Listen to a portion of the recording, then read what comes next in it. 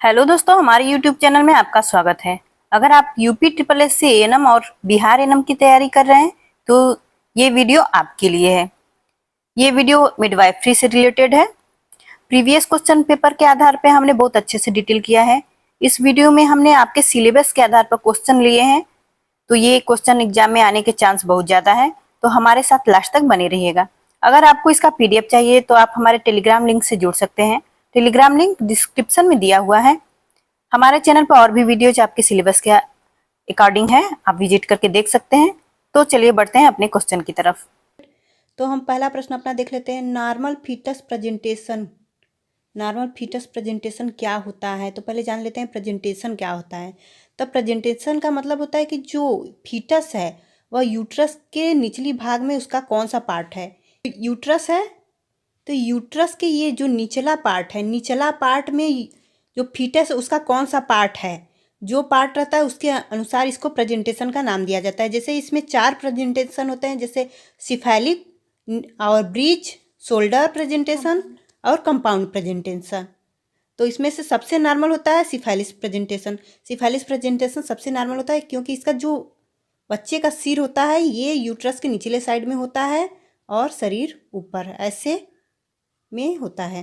तो ये सबसे नॉर्मल होता है सिफेलिस प्रेजेंटेशन। तो अगर आपके एग्जाम में आता है नॉर्मल फीटस प्रेजेंटेशन क्या है, तो normal foetus presentation cephalic presentation होता है। और इसके अलावा भी प्रेजेंटेशन होते हैं, जैसे कि ब्रिज प्रेजेंटेशन, शोल्डर प्रेजेंटेशन और कंपाउंड प्रेजेंटेशन। तो जैसा नाम के अकॉर्डिंग पता चला है कि कैसा नाम से ही पता चला है कि कौन सा पार्ट का प्रेजेंटेशन रहेगा। ब्रीच यानी कि उसके जो पीछे वाला पार्ट है उसका, और शोल्डर यानी कि शोल्डर की जो पहले प्रस्तुति है वो आगे रहेगा, और कंपाउंड में कंधे के साथ उसके पीठ का कुछ पार्ट उसके यूट्रस के निचले सतह में यानी कि नीचे पार्ट में आता है, तो उसे कंपाउंड प्रेजेंटेशन कहते हैं।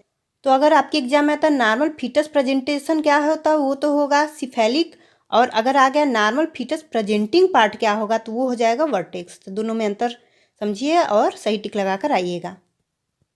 नेक्स्ट क्वेश्चन है नॉर्मल फीटस पोजीशन क्या होता है।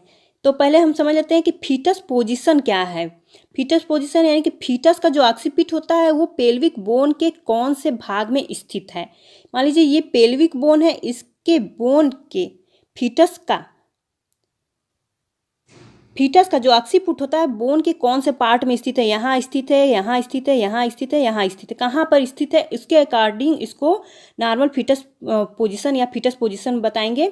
तो इसमें कई पोजीशन होते हैं। इसमें पोजीशन है right occipito anterior, right occipito lateral, right occipito posterior और left occipito anterior, left occipito lateral और लेफ्ट ऑक्सीपिटो पोस्टीरियर। तो इसमें सबसे नॉर्मल क्या है, तो इसमें सबसे नॉर्मल है लेफ्ट ऑक्सीपिटो एंटीरियर।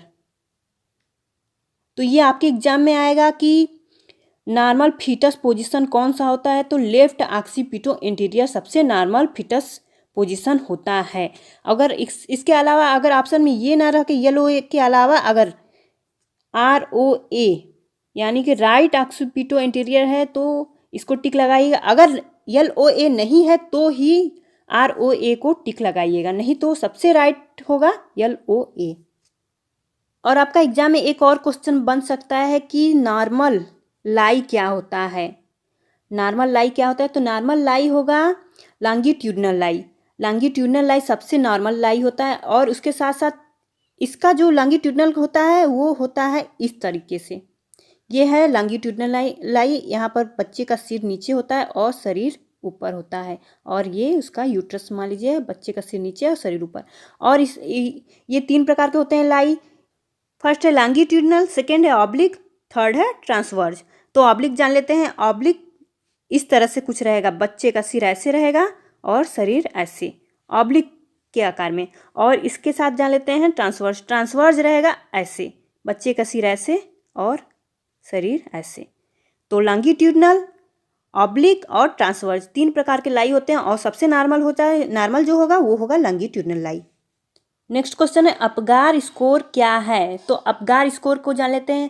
इसे डॉक्टर वर्जीनिया अपगार ने 1952 में दिया था।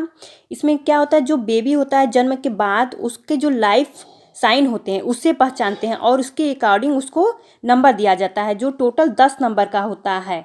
टोटल 10 नंबर का होता है। अपगार जान लेते हैं पहले है क्या। APGAR। ए से उसके हम अपीयरेंस देखते हैं, यानी कि उसके जो स्किन का कलर है वो देखेंगे। ए से अपीयरेंस। पी से पल्स रेट, यानी कि जो उसकी हार्ट रेट है वो देखेंगे। और जी से आएगा ग्रामेसिस, यानी कि उसमें कितनी उत्तेजनशीलता है, ग्रामेसी क्या है उसके। और ए से एक्टिविटीज, यानी कि उसका मसल जो मोशन है वो देखेंगे। और आर से रेस्पिरेशन रेट, यानी कि उसके श्वसन दर देखेंगे। इसके अकॉर्डिंग प्रत्येक पर 2-2 नंबर दिए हुए हैं, 2-2 नंबर है, जो टोटल 10 नंबर का हो रहा है। तो जान लेते हैं इसे कैसे नापते हैं, कि इसे 0 नंबर देना है या 1 देना है या 2 देना है। इसमें 3 नंबर दिए जाएंगे, 0, 1 और 2, और इसका सबसे मैक्सिमम नंबर है 2। तो पहले हम पी से जानते हैं, पल्स रेट से जानते हैं इसे कैसे देंगे। अगर बच्चे का पल्स रेट अनुपस्थित है, यानी कि अब्सेंट है, तो उसे 0 देंगे। और पर मिनट में 100 से कम है, पर मिनट 100 से कम है तो उसे 1 देंगे। अगर सामान्य है, यानी कि 100 पर मिनट 100 से अधिक है, तो उसे 2 नंबर देंगे।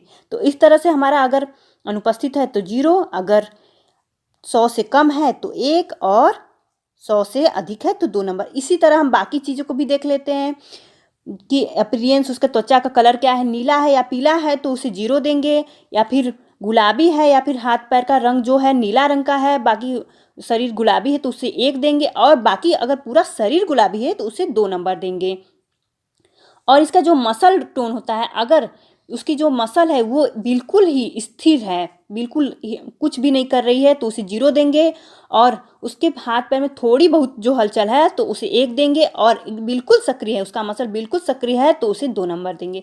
इसी हिसाब से इसका टोटल 10 नंबर होता है, 2-2 करके 10 नंबर हुआ है।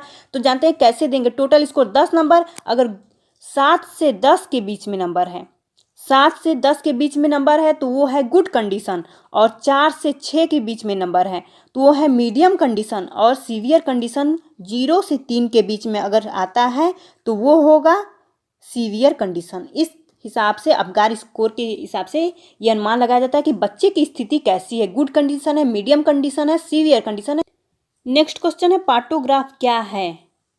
तो पार्टोग्राफ किसने दिया था, पहले ये जान लेते हैं। पार्टोग्राफ फ्राइडमैन ने दिया था 1954 में, 1954 में दिया है। और ये होता क्या है, लेबर के टाइम जो भी घटनाएं होती हैं, माँ के साथ जो भी घटनाएं होती है, उसे ग्राफी रूप में एक प्रदर्शन किया जाता है, उसे ही पार्टोग्राफ कहते हैं। ये एक शीट होती है कुछ इस प्रकार से,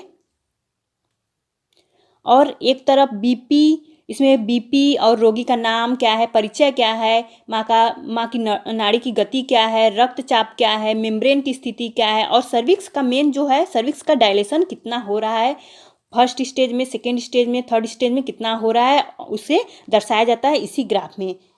तो ये होता है पार्टोग्राफ। नेक्स्ट क्वेश्चन है, प्रसव में CCC क्या होता है। CCC लेबर से पहले ये एक व्यवस्था होती है जो CCC के माध्यम से दर्शाया जाता है। तो सी से हुआ clean hand, clean surface, clean card cutting, इसे CCC के नाम से जाना जाता है। ये लेबर से पहले एक व्यवस्था की जाती है ताकि डिलीवरी जो हो वो सेफ रहे। Clean hand, clean surface, clean cutting, clean card cutting. Next question है, क्राउनिंग क्या है। तो क्राउनिंग क्या है जान लेते हैं। क्राउनिंग जब डिलीवरी के टाइम बच्चे का जो सिर होता है, जो फीटस का सिर होता है, वो पेल्विक कैविटी से बाहर आ जाता है तो उसे क्राउनिंग कहते हैं। और फीटस का जो सिर का जो बाईपैराइटल डायमीटर है वो बाहर आ जाता है, उसे मेन रूप से उसे क्राउनिंग ऑफ द हेड कहते हैं या क्राउनिंग कहते हैं। हमारा नेक्स्ट क्वेश्चन है, मिकोनियम क्या है। तो मिकोनियम जो शिशु का फर्स्ट स्टूल होता है उसे मिकोनियम कहते हैं। ये अक्सर एग्जाम में आता है, पहले भी आ चुका है। तो मिकोनियम याद कर लीजिए, शिशु के फर्स्ट स्टूल को मिकोनियम कहा जाता है। दोस्तों हमारा वीडियो आपको कैसा लगा हमें कमेंट के जरिए ज़रूर बताएं। और अगर अभी तक आपने हमारे चैनल को सब्सक्राइब नहीं किया तो प्लीज़ सब्सक्राइब कर ले और बेल आइकन ज़रूर दबा ले, जिससे हमारे चैनल के सभी नोटिफिकेशन आप तक पहुँचते रहें। और अगर आपको और भी वीडियो चाहिए तो हमारे चैनल पर और भी वीडियोस पड़े हैं, मिडवाइफरी से रिलेटेड, चाइल्ड हेल्थ से रिलेटेड और बाकी सभी आपके सब्जेक्ट से रिलेटेड वीडियो पढ़े हैं, आप जाकर देख सकते हैं, जो आपके एग्जाम में काफ़ी हेल्पफुल होने वाले हैं।